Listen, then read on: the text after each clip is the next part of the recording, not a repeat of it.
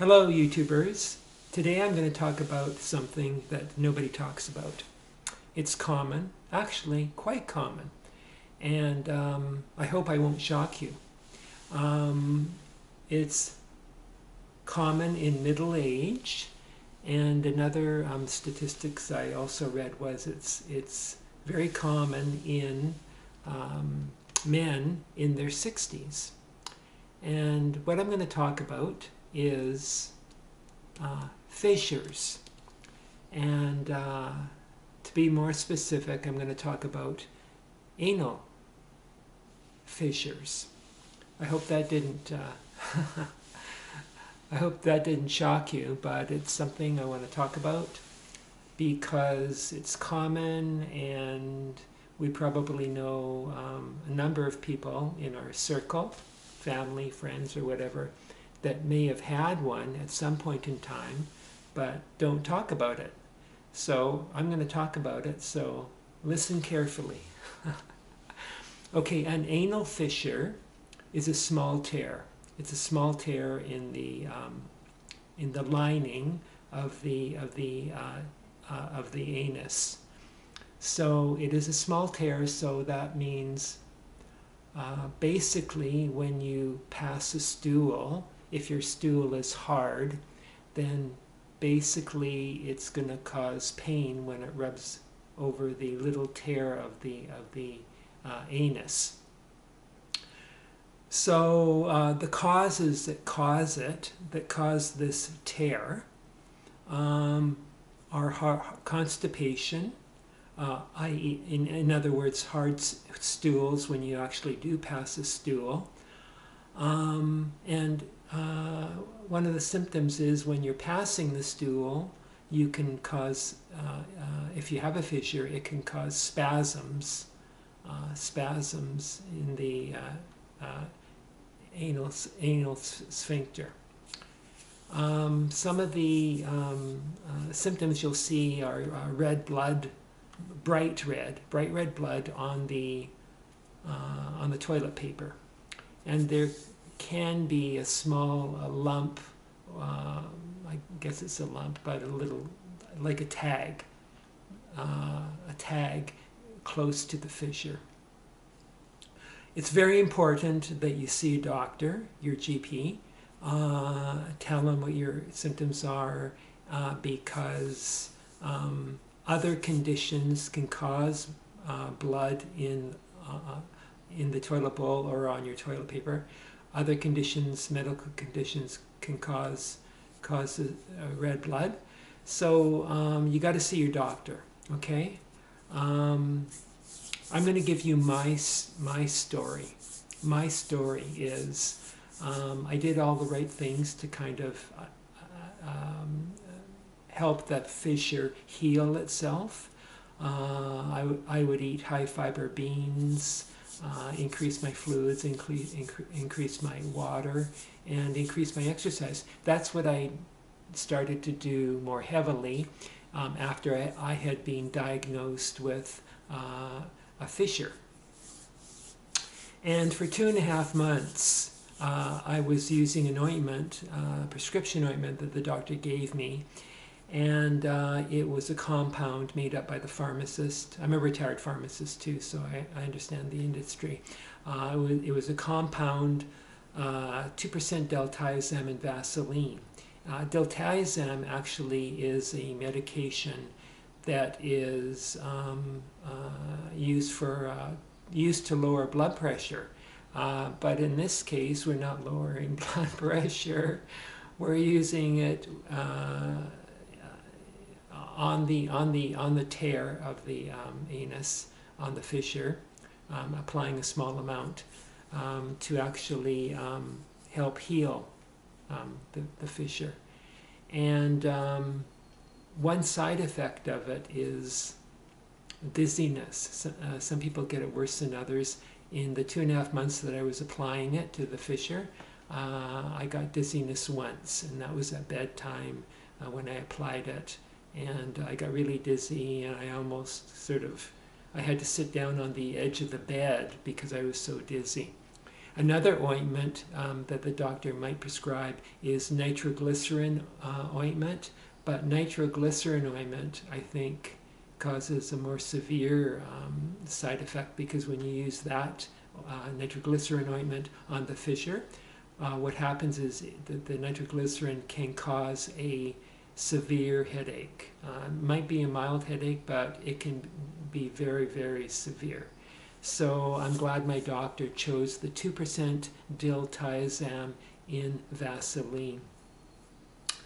The diltiazem will help relax the sphincter. And another thing that you can do too is, or what I started to do, is a warm bath for 15 minutes. If you can, 15, 1-5, not 5-0, 15 minutes. Basically, if you can, do it 2 to 3 times a day. I only did it once a day, because there's no time in this world that we live in. And with COVID, everybody is freaked out, and you know what I mean. So that's what you can do. And you don't have to fill up the whole bathtub. You can fill it up just a little bit so that your buttocks are submerged in the water.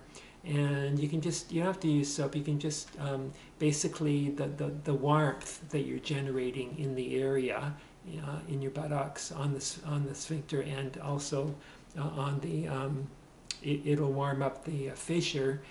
It'll bring blood supply kind of to help heal the area. So that's what you want to do. You want the warmth. After 2.5 months with Diltiazem ointment, I stopped it, and I started to use an over-the-counter cream.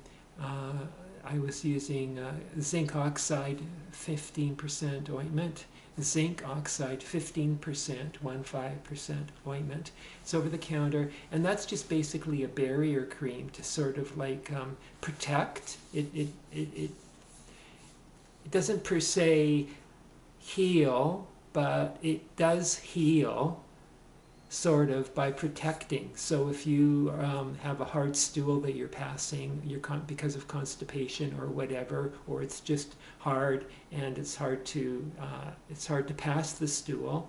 If you have this zinc oxide ointment 15% is very oily, because the base is usually Vaseline, so it will help protect the tear which is on the fissure, so that the hard stool doesn't cause any pain when you're passing it.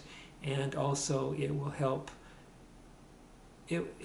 sort of heal the fissure area, because you don't have the friction of the hard stool, because there's Vaseline in that ointment, and it's slippery and it's easier to pass. You want to avoid constipation and hard stools at all costs. That is the worst thing for a fissure.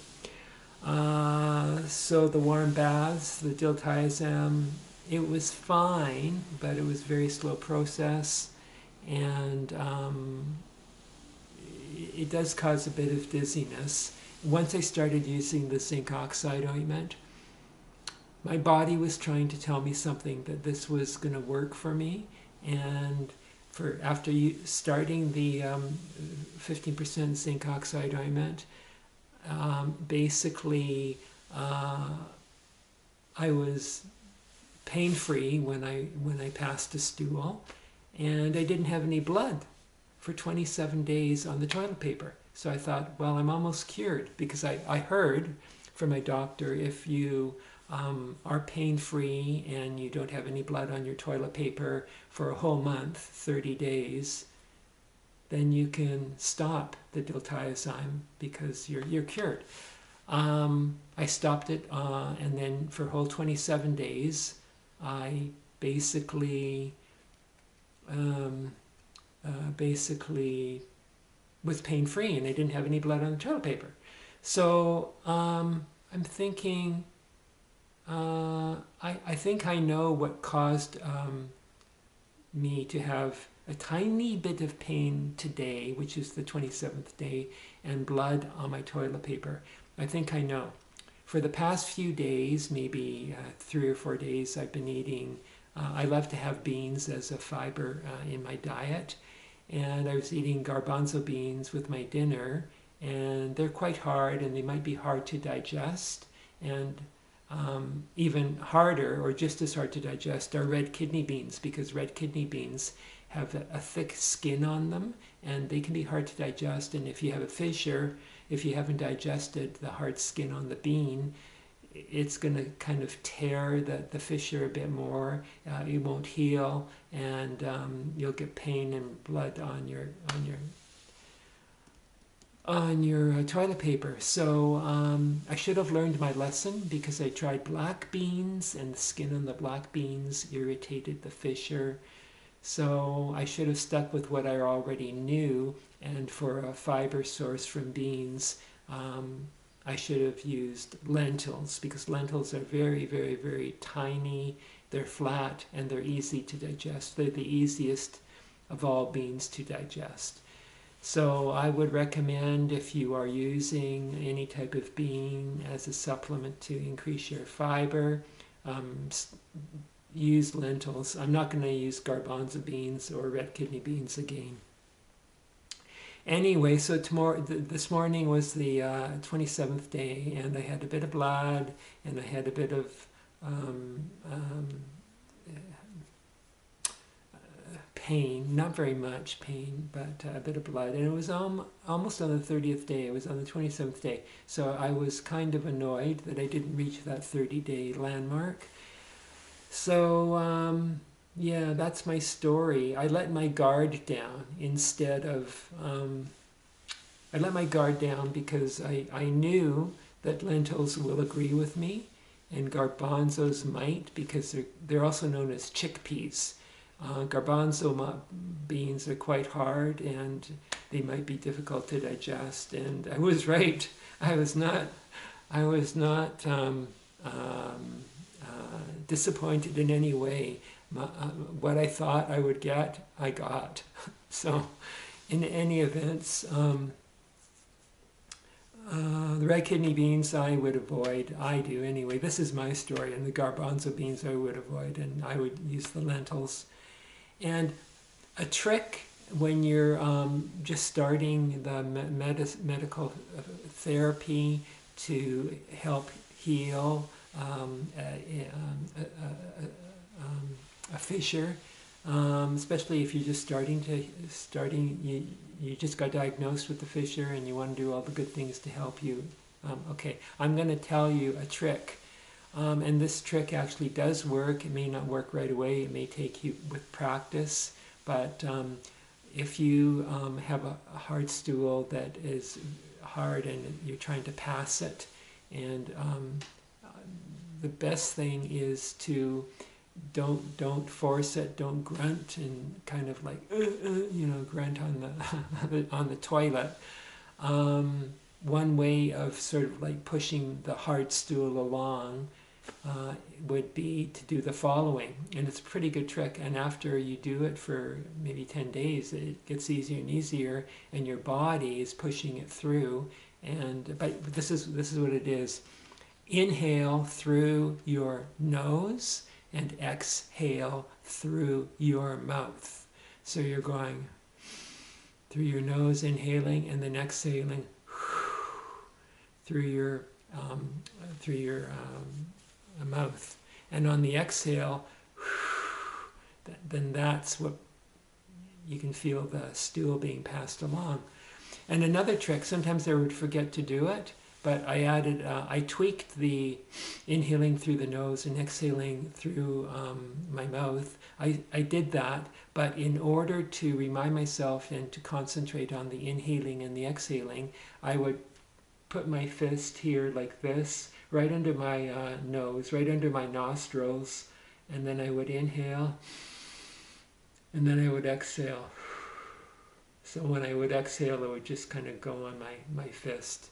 So that sort of like got me into routine. If I did exhale through the mouth, inhale through the nose. That's a trick that really helps. And I'm really glad that I found that technique. And so in any event, I'll just go over, we've covered everything that I want to cover: the fissure, the causes, the constipation, the hard stools, the spasms in the sphincter, bright red pain on the toilet paper. It's a must to see a doctor for a diagnosis because it could be some other medical condition. But once you've been diagnosed and you start learning all the tricks, you'll be like me and you'll be pretty happy and you'll approach that 30th day. Don't ever let your guard down. Even if you're at day 30 and day 31, day 40, practice these things as much as you can because it could come back. So that's, yeah. My story was I thought I was there and I was 27 days pain-free and blood-free. What can I say? I was a little bit annoyed, but I'll hit the 30 days. On my second try, I will hit the 30 days, but I'm not going to let my guard down. And we've done the baths with warm water. I mentioned Diltiazem and Vaseline was the choice of my doctor, and not the nitroglycerin, because it can cause bad headaches. One thing I should mention too, with the Diltiazem 20% compounded ointment and Vaseline, because it does cause dizziness, I was using it like after breakfast or after I had a bowel movement and at bedtime, and then I cut back to just at bedtime because it was working and I thought I could get by just at bedtime. One thing too, when I got the bout of dizziness on my bedtime dose, it was bad enough that if I was like maybe walking somewhere or even worse driving somewhere and I got dizzy because I had applied it 15 minutes before I left the house, I probably would have collapsed driving, and I probably would have collapsed if I was out walking. It was like I just kind of fell, and I was right by the edge of the bed. So at the edge of the bed, I just sat on the edge of the bed, and it went away in about seconds, 10 seconds. So be very careful with that. That's one reason why too I was getting better with, I was getting pain-free and I was keeping my stools soft, but I wanted something sort of like natural, so that's why I went to the zinc oxide, and it worked really, really well. It's a barrier and it just helps things. Okay, and another thing too that you can do about your diet, increase virgin olive oil into your diet. What I do is I've been taking olive oil for like maybe 25 years, maybe even 30 years. Like I started with a few tablespoons and gradually increased it. Now that I had the fissure problem, it's a fissure problem. It's life. What can I tell you?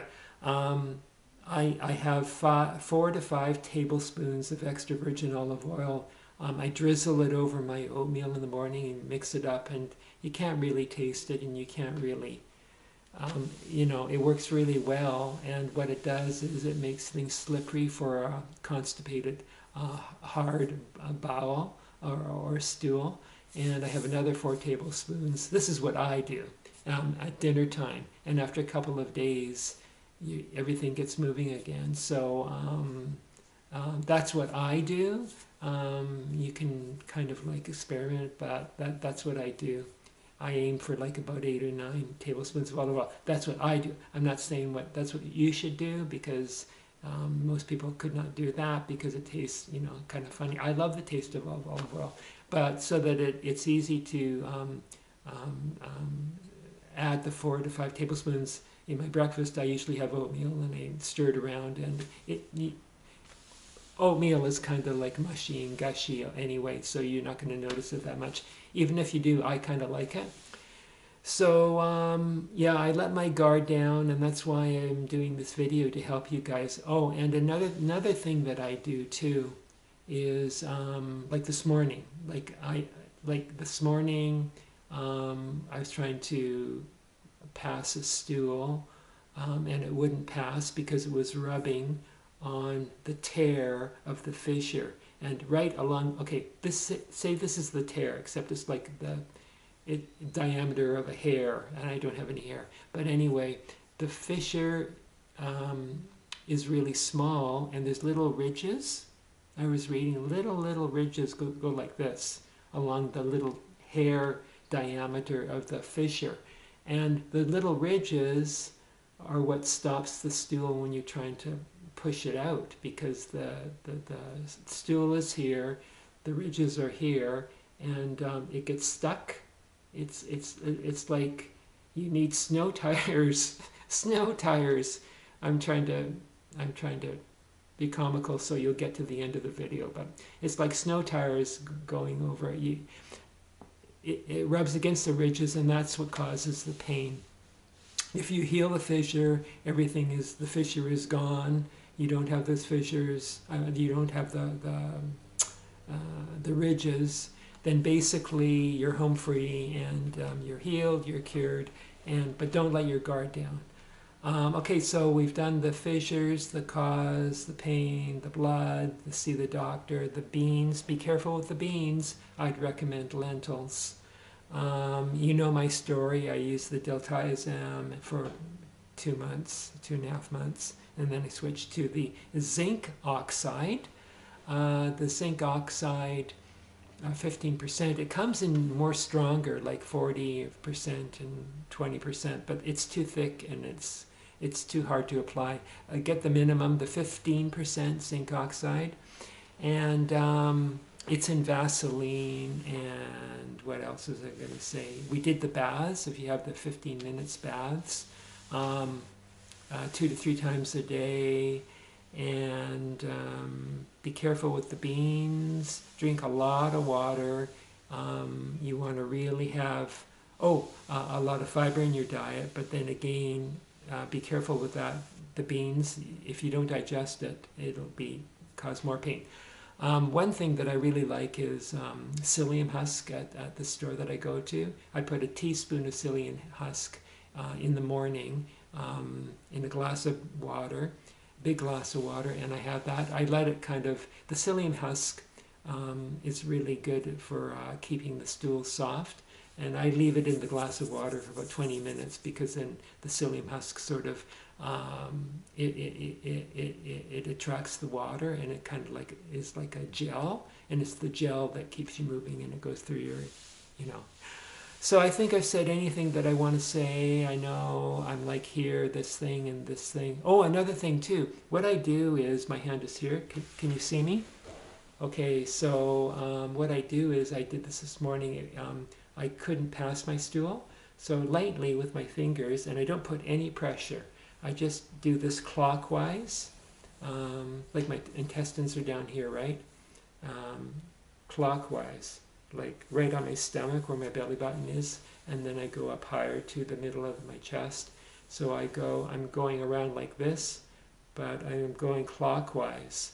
So if you're watching this on the video, you'll be, it's going to be like a mirror image. It looks like I'm going this way. Not sure. But I start, I would start where my left shoulder is. My left shoulder, I go down, and then I go up to where my right shoulder is, go back to the left shoulder, and then down and around in a circle, and then go up towards my right shoulder, but I'm doing it lower down, so I'm going like this, but at least you know. If I was going the opposite way, then you're pushing the stool back into your intestine. You're going the opposite, and that can cause constipation. You go this way. This is what I do. I might be wrong, but that's what I do, and I don't apply any pressure. I just use a little, just the tips of my fingers. Don't push in. Just glide over your shirt or whatever it is. You push in, you might, I don't know if it's good for you or not, but I just sort of like lightly, I go in a circle. Yeah, to the left shoulder, down to the belly button, past the belly button, up to the right shoulder. And you're not going like this, but this is what I'm doing. So some of these things work, and it's amazing. Yeah, and I really did like to be perfectly honest, I did like the over-the-counter product, the 15% zinc oxide in Vaseline, and there's different brands and whatnot, but there are some brands that have a lot of other ingredients in them one that if you want ingredient free, more natural, just look for two things in it. The base is Vaseline, and the zinc, the powder portion is zinc, because it's powder, and it's 15% zinc oxide in Vaseline, and it'll have that right on the. They usually use white Vaseline in those products, because some of them have a bunch of other stuff. The products might be good, but I've seen like 10, 12, 5 or 6 extra ingredients that you don't need. And get the unscented one. They make an unscented, because it's less of a chemical, unscented 15% zinc oxide and in Vaseline. And if you have trouble finding it, ask your pharmacist. The brand that I bought was Zincofax, Z-I-N, I think it's C-O-F-A-X, Zincofax, and it's a zinc ointment, 50% zinc oxide, 50%. Anyway, I just rambled on, and I always end my videos, I try to, with a bit of cheer and happiness and laughter, because that's what you need. And all of us have learned that we need this because of COVID. So I'll be right back. Don't go away.